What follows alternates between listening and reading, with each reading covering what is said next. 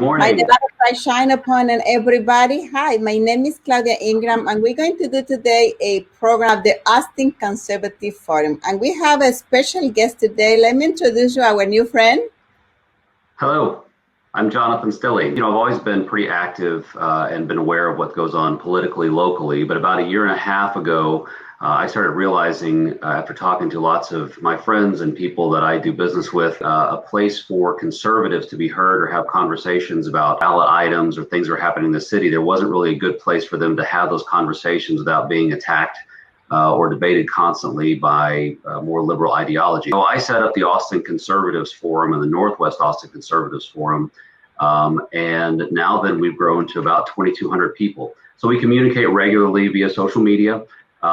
This is something to kind of educate each other on what these ballot propositions mean, what's coming up, voting locations, motivate people to get out to vote. If they need help getting to places, they can. If they need more information on items.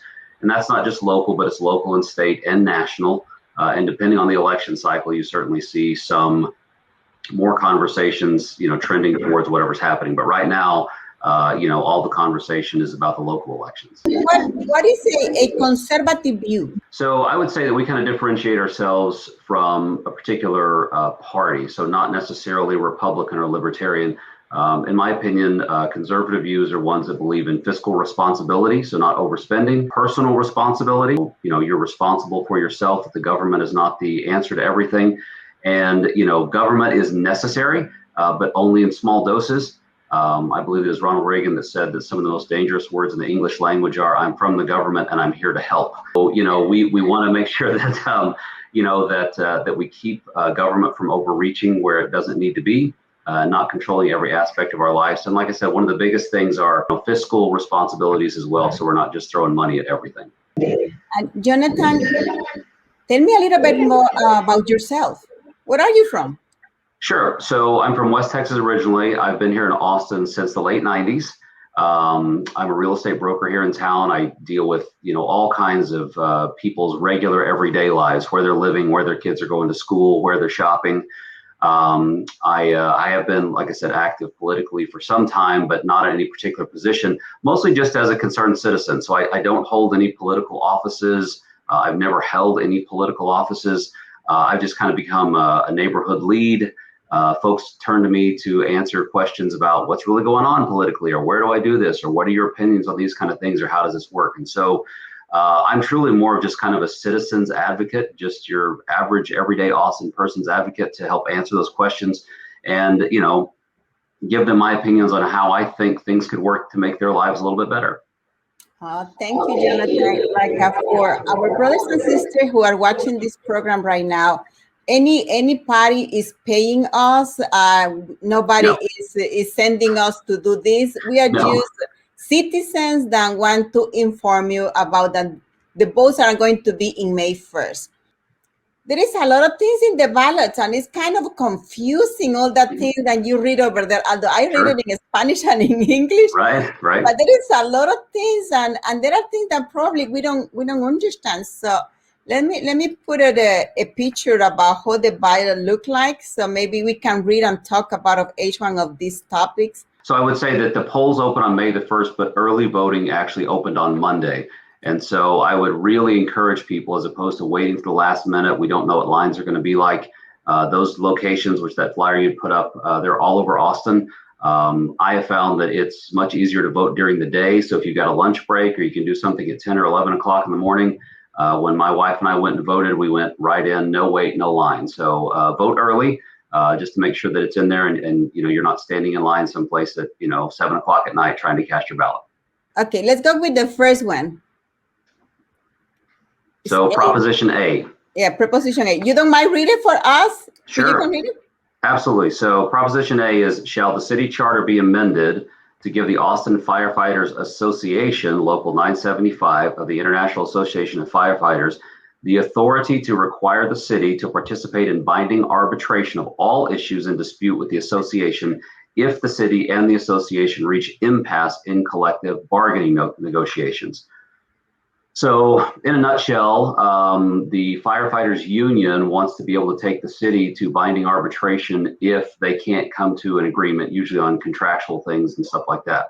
So what that really means is if the firefighters union wants certain things and the city doesn't agree to those things and they're at an impasse, then they could take that to a third party, and that third party would come to a decision, and that decision would be final and everybody would have to adhere to it. So as a conservative, and this is actually, I'll back up and say that this is probably one of the most confusing things that's out there, that people are like, well, I don't want to vote against firefighters, but I don't really know what this means and how this could affect me.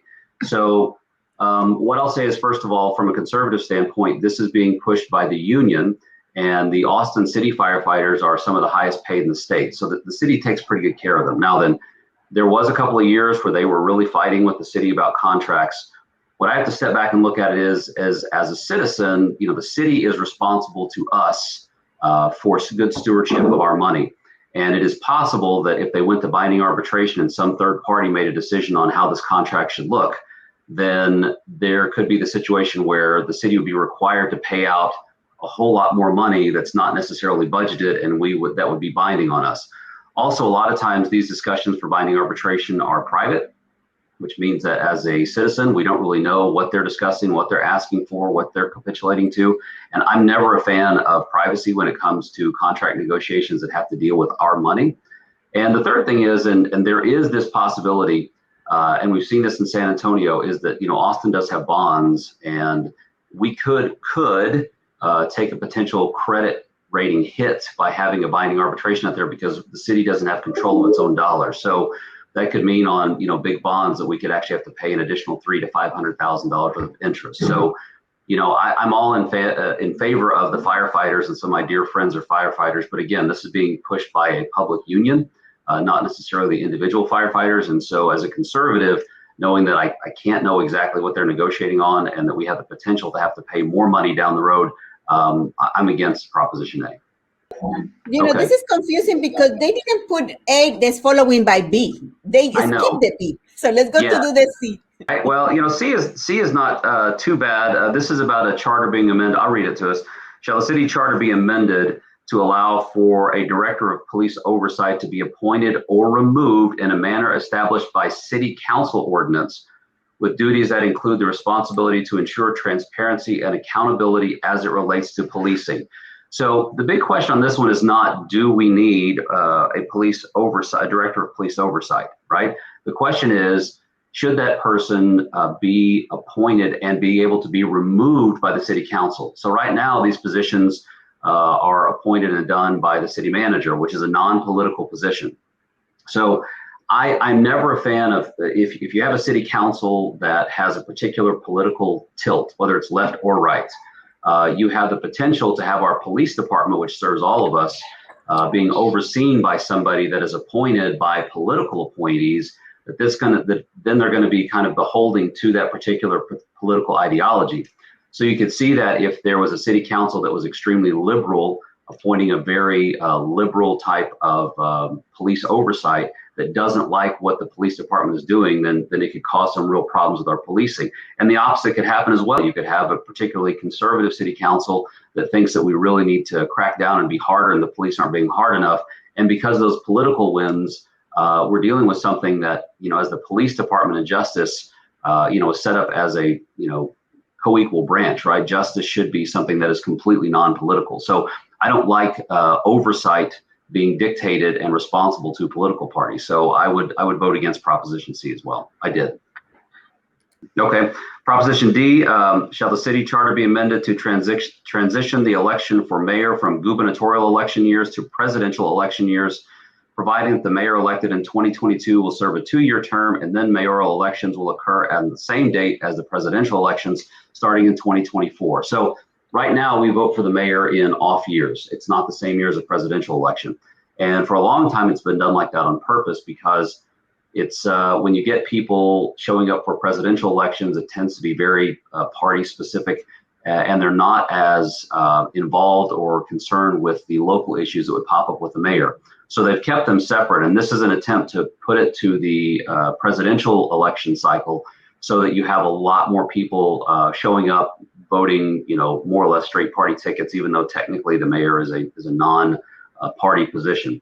So for me, I like people that are going to go vote to be very informed about what they're voting on, and to be aware of what particular candidates are standing for. And when you go to a presidential election, the ballot is forever long. I mean, it's pages and pages. You're voting on all kinds of things.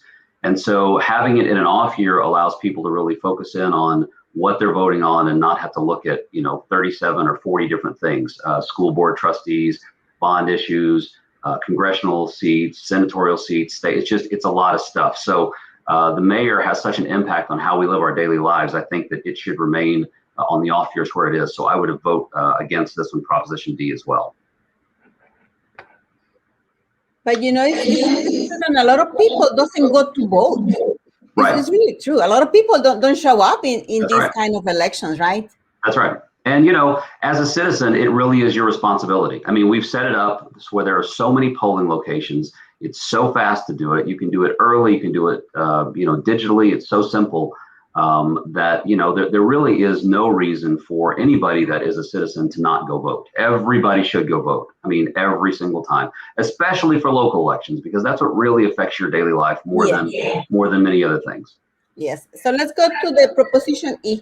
Okay. Shall the city charter be amended to provide the use of ranked choice voting in city elections if such voting is permitted by state law? So that's a big if in there. Right now, so ranked choice voting would be, right now, if you have an election and somebody doesn't get the majority, it goes to a special election.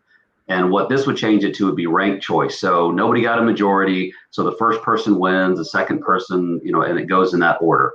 But right now, the problem with that, and I don't necessarily have an issue with that because I haven't seen all the details of it, but right now that is against state law, which means that if we pass this to allow this to happen, we would have to then go and sue the state of Texas to overturn state law. And that's a multi-million-dollar battle, a fight that we're picking, that I just don't think we should be spending that money on something like that when we have bigger issues like, homeless things and budget deficits and, roads and streets and all kinds of stuff. So I don't believe in spending millions of dollars to pass something that is already illegal. I think if you want to have that fight about ranked voting, then you should attack it at the right place, which is you need to change state law so that it's allowed in cities and municipalities or across the state.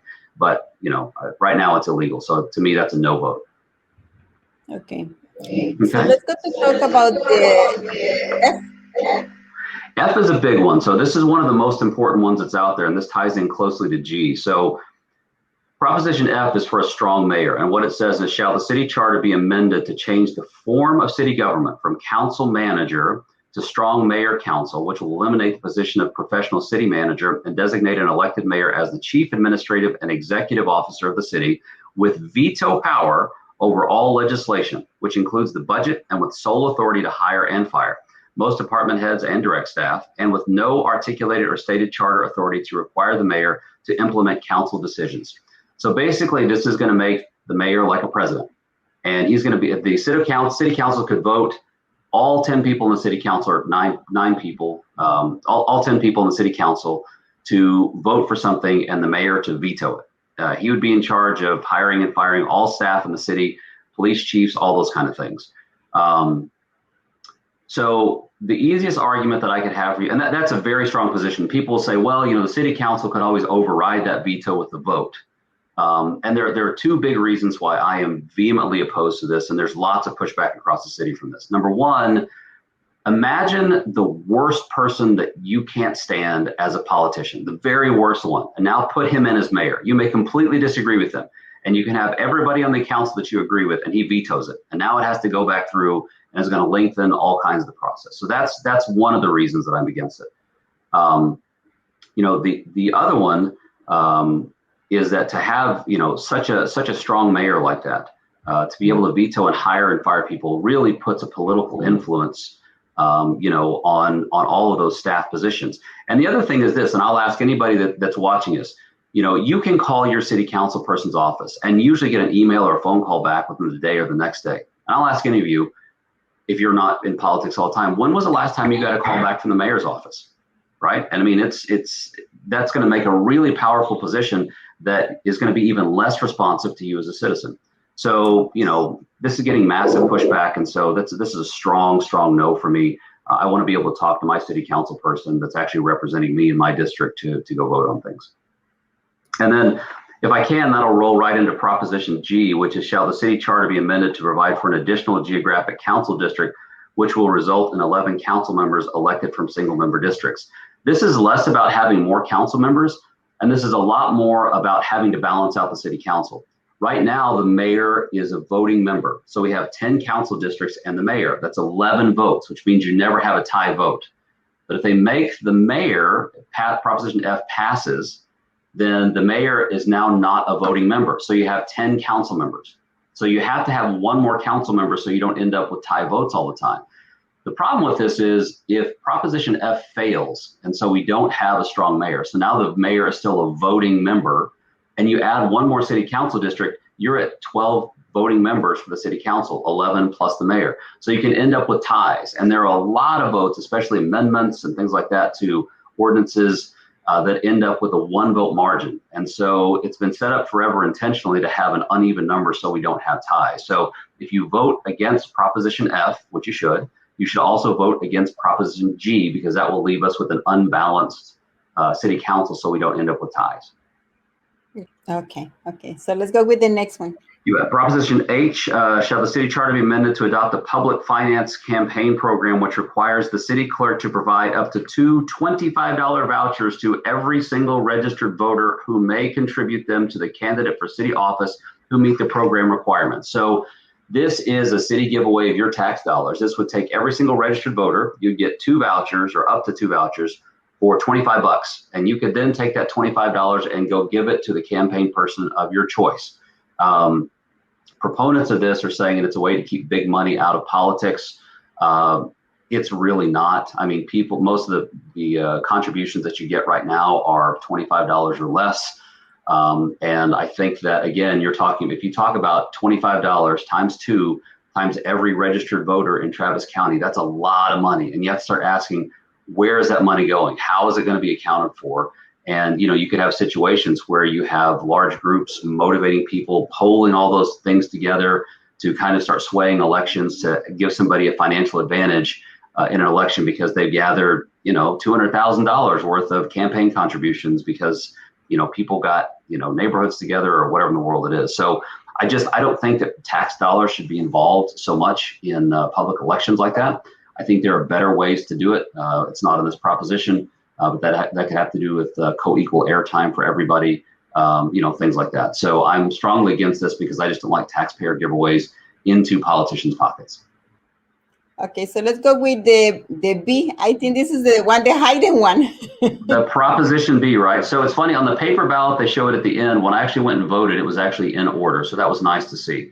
So I'm going to read this. I'm going to read this carefully, and then I'm going to kind of talk about a couple things on it. Shall an ordinance be adopted that would create a criminal offense and a penalty for sitting or lying down on a public sidewalk or sleeping outdoors and near the downtown area and the area around the University of Texas campus, and create a criminal offense and penalty for solicitation defined as requesting money or another thing of value at specific hours and locations, or for solicitation in a public area that is deemed aggressive in manner, create a criminal offense and penalty for camping in any public area not designated by the Parks and Recreation Department.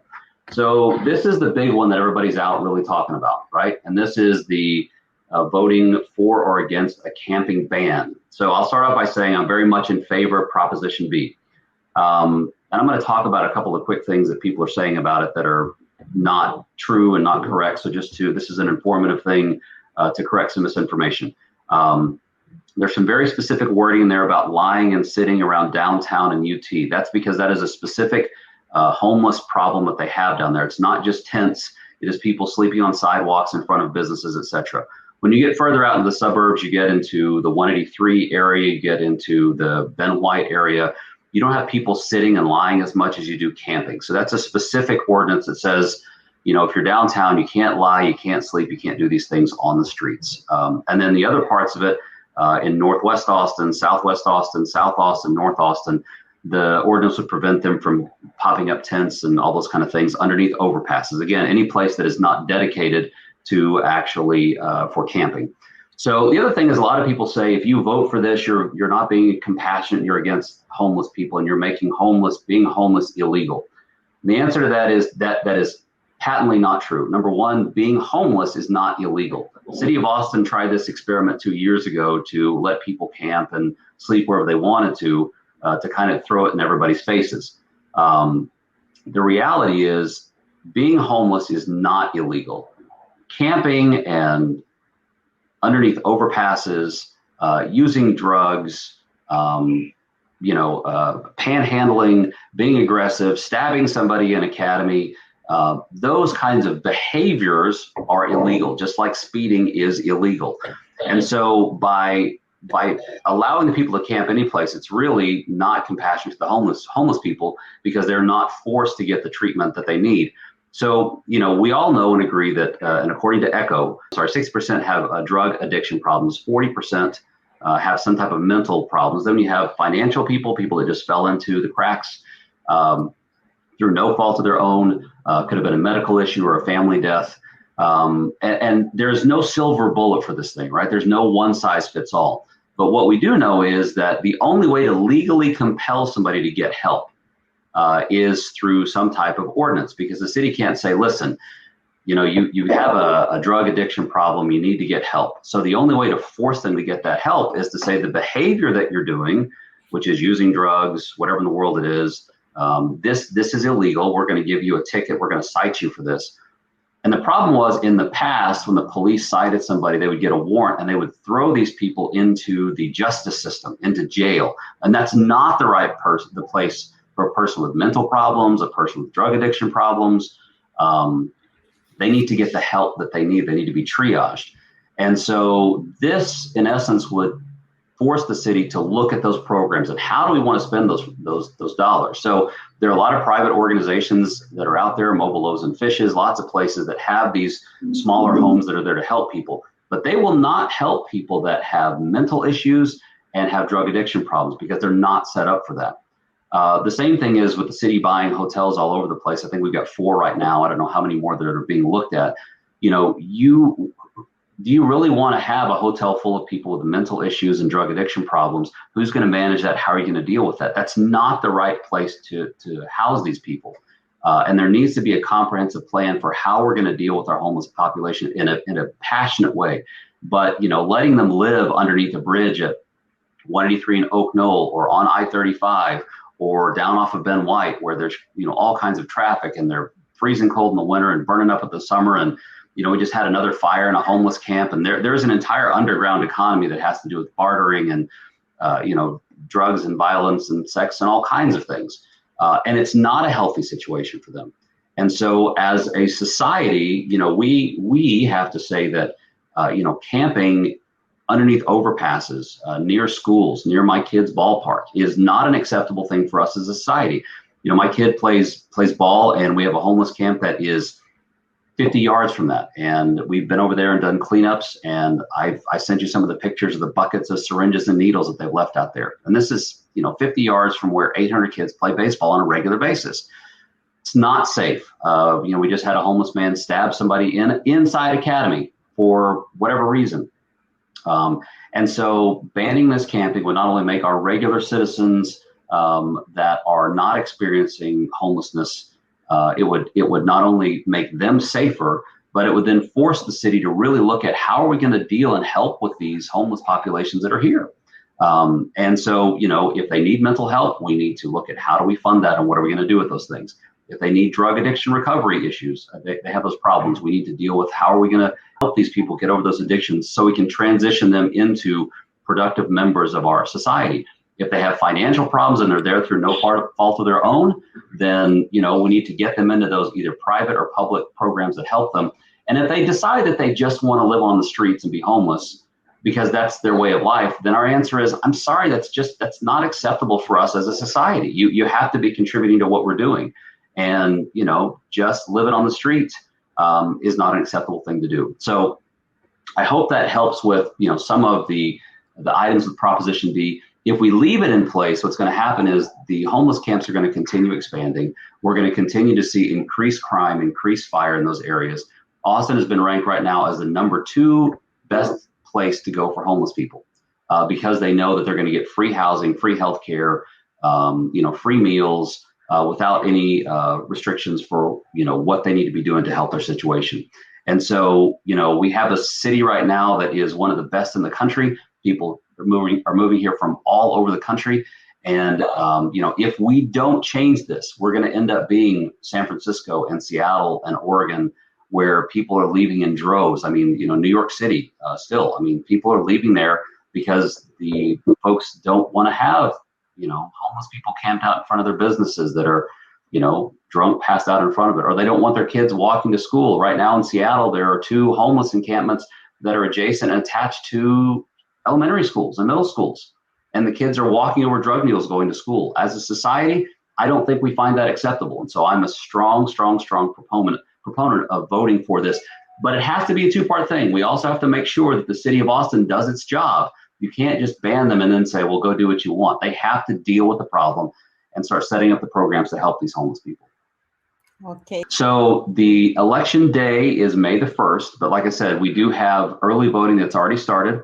I believe you can go to votetravis.org, I believe is a website that you can plug in your address and it'll show you everything. And then you've got a list of where your locations are. It's very simple. You can also probably just Google, where do I vote in Travis County? The county has a fantastic website that shows where those polling locations are, when they're open, and when you can go there. In case that somebody would like to contact with you, how they can contact you? Sure. So if you're on Nextdoor, there's a public group called Austin Conservatives Forum, and anybody that wants it can join there. I'm on there daily. You can direct message me through that. I'm the moderator of that group. There's about 1,100 people in that particular forum. That's probably the best way. You can always Google me and find out. I do have a real estate business, but I try and keep my politics and my real estate separate as much as I can. Well, we want to thank you for being with us today. And the Lord continue blessing you and protecting you. And there is something else that you would like to tell to the people before we finish the program today? Sure, I would. I would say that regardless of your political beliefs, left, right, or in the middle, become informed. Get involved. Don't just listen to the news station that you like. Listen to the other side. Go read the ballot. There's lots of good resources that are out there. The Austin Bulldog, the Austin Monitor, that are, off mainstream kind of things that are very good about just reporting the straight news. No politics involved and what these mean. It's a wealth of information that's out there. And the other thing I would say is go vote. It's important because you may think it doesn't impact you, but every single one of these items will impact you as a citizen here in Austin. If I could say anything, I would say, first of all, thank you so much for giving me the time to kind of talk about this to the public and get educated and go vote. Just go vote. It's good for you. It's good for our city and it's good for everybody. So thank you very much. So God bless you. Bye. Very good. Thank you so much.